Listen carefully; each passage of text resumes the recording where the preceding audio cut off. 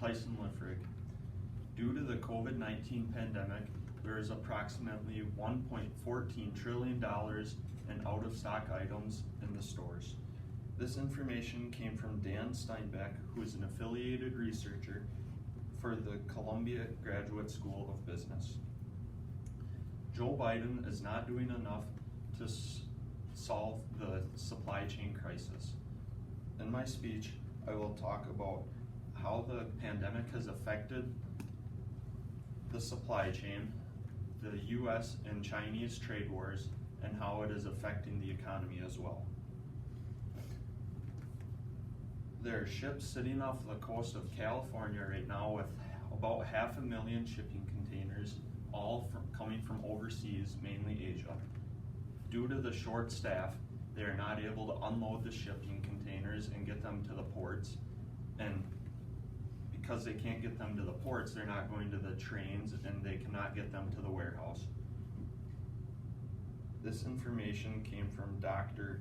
Liu, an assistant professor in the Department of Math and Computer Science with a PhD in electric and computer engineering since 2020 in the journal Understanding the United States and Chinese Trade War. Now let's talk about the trade war. The trade war going on right now is creating many more job losses in America because of China. They are doing many things and using illegal methods to get the United States technology. They have done things that have not only been illegal, but are unfair to get the technology as well. China is also weakening the United States security system with those methods. This information came from Martin Dressner, a professor at the University of British Columbia with a PhD in logistics since 1988 in the journal How Global Shortages Are Affecting Consumers Nationwide. Now that we know a little bit about the trade war, let's talk about the economy. Many of us know that when unemployment is down, the economy is generally going to be bad.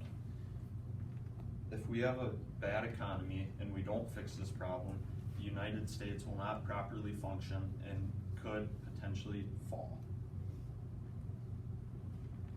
First, I talked about how the COVID-19 pandemic has affected